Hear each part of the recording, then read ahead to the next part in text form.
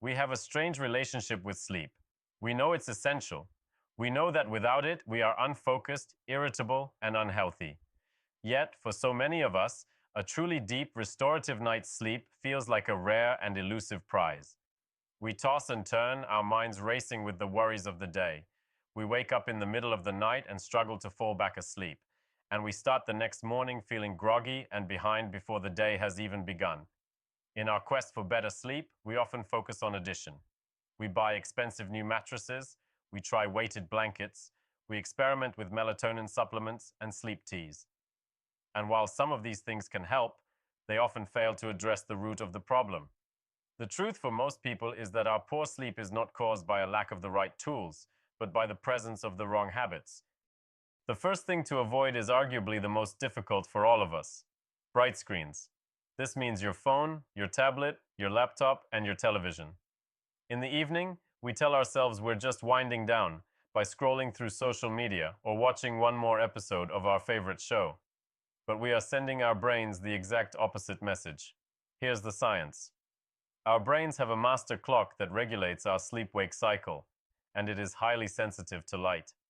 The blue light that is emitted in high concentrations from our screens is particularly powerful. It tricks your brain into thinking it's still daytime. This suppresses the production of a crucial hormone called melatonin. Melatonin is the hormone of darkness. It's what signals to your body that it's time to sleep. By staring at a bright screen, you are essentially hitting the pause button on your body's natural sleep-inducing mechanism. The practical alternative is to declare a screen-free curfew for yourself. At least 60, and ideally 90, minutes before your intended bedtime, put all screens away. Instead, switch to analog activities. Read a physical book. Listen to a calm podcast or an audiobook. Talk with your partner.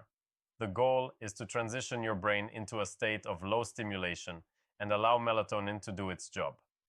The second thing to avoid is caffeine, even in the afternoon. Many of us rely on that 3 p.m. coffee or tea to get us through the afternoon slump. We think, bedtime is hours away, it won't have an effect.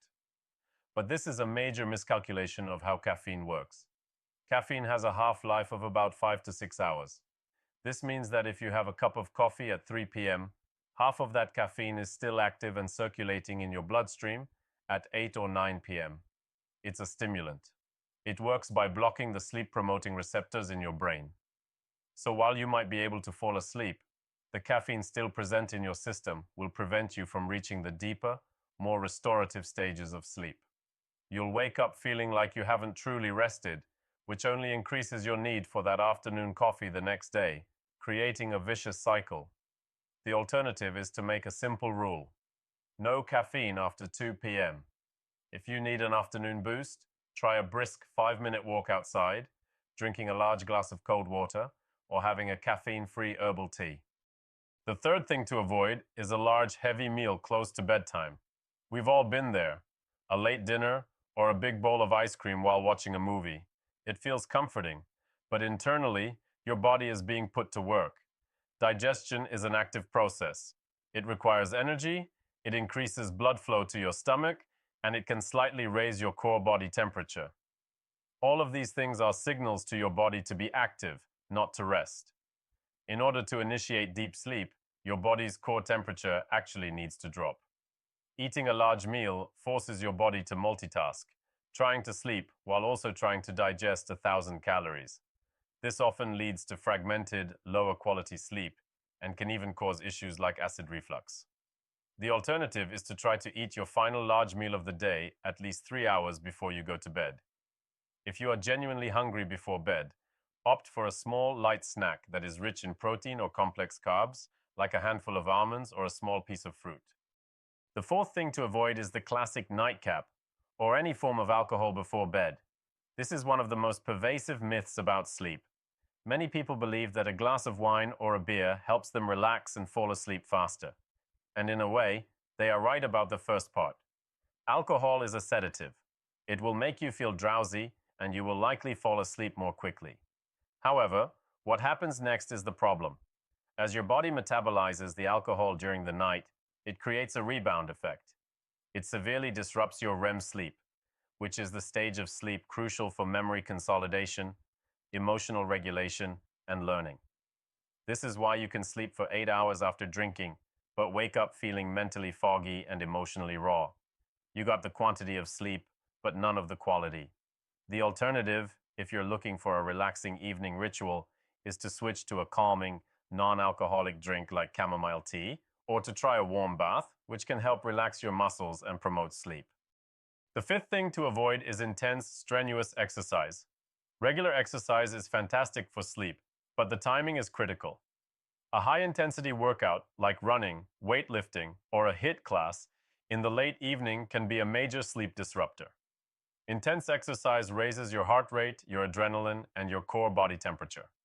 It activates your sympathetic nervous system, putting your body into a state of high alert. This is the exact opposite of the calm, parasympathetic state your body needs to be in to wind down for sleep. You are essentially telling your body it's time for fight or flight, right when you want it to prepare for rest and digest. The alternative is to schedule your intense workouts for the morning or afternoon. If you want to move in the evening, stick to gentle restorative activities like light stretching, yin yoga, or a leisurely walk around the neighborhood. The sixth thing to avoid is stressful conversations or arguments. It's tempting to try and resolve a conflict with your partner or a family member right before you go to bed, just to get it over with. But this is one of the worst things you can do for your sleep. Emotional conflict, just like intense exercise, triggers a powerful stress response in your body. It floods your system with cortisol and adrenaline. Your mind will start racing, replaying the argument, thinking about what you should have said, and worrying about the consequences. It's virtually impossible to drift off into a peaceful sleep when your mind and body are primed for battle.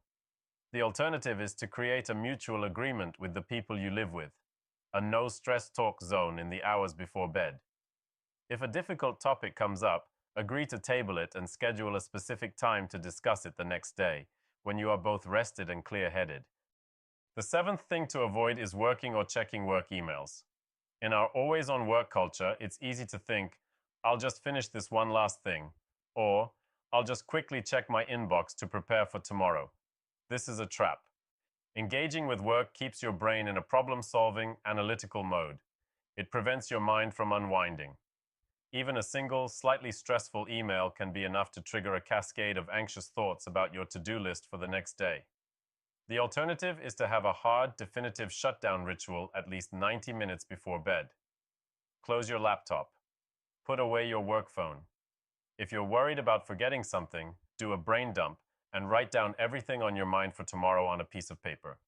Then you can let it go, knowing it's captured. The eighth thing to avoid is a warm, hot bedroom. We often associate being warm and cozy with comfort, but a cool temperature is actually one of the most critical environmental factors for good sleep. As mentioned before, your body's core temperature needs to drop by a few degrees to initiate and maintain deep sleep. A bedroom that is too warm actively works against this natural biological process. You might fall asleep, but your body will struggle to stay in the deeper stages of sleep, leading to more tossing, turning, and nighttime awakenings. The alternative is to aim for a bedroom temperature that is cool, generally between 65 and 68 degrees Fahrenheit, or about 18 to 20 degrees Celsius. The ninth thing to avoid is a more nuanced one, drinking too much liquid of any kind. Staying hydrated throughout the day is vital for your health, but drinking a large amount of water, tea, or anything else in the hour or two before bed is a direct invitation for fragmented sleep. Even if you fall back asleep quickly, being forced to wake up 1, 2, or even 3 times a night to use the bathroom is highly disruptive. It breaks your sleep architecture. Your body has to restart the sleep cycle each time, often preventing you from getting enough of that crucial deep and REM sleep. The alternative is to front-load your hydration. Drink plenty of water throughout the morning and afternoon, but start to taper off your intake significantly in the 90 minutes before you go to bed. And the 10th and final thing to avoid is perhaps the most surprising because it doesn't happen at night. It happens the next morning. It's hitting the snooze button. You might think that extra 5 or 10 minutes of light dozing helps you feel more rested, but you are actually starting the process of sabotaging your next night's sleep. When your alarm goes off, your body releases hormones to help you wake up and be alert. When you hit snooze and drift back into a light, fragmented sleep, you confuse this process. This creates a phenomenon called sleep inertia, which is that groggy, sluggish feeling that can last for hours. More importantly, it throws off your body's internal clock or circadian rhythm. This can make it more difficult for your body to recognize when it's time to feel sleepy that evening. The alternative is tough, but simple. Set your alarm for the time you actually need to wake up and commit to getting out of bed on that first alarm. A perfect night's sleep is rarely the result of one single magic bullet. It is the result of many small, intelligent choices. It is the result of recognizing that the few hours before bed are a sacred time, a runway for rest. It's less about what you do and more about what you choose not to do. You don't need to tackle all 10 of these at once. Pick one or two this week. Maybe you decide to put your phone away an hour before bed. Or maybe you switch that afternoon coffee to a decaf tea. Notice the difference it makes. Protect your sleep, and you will be protecting your health, your happiness, and your ability to show up as your best self tomorrow.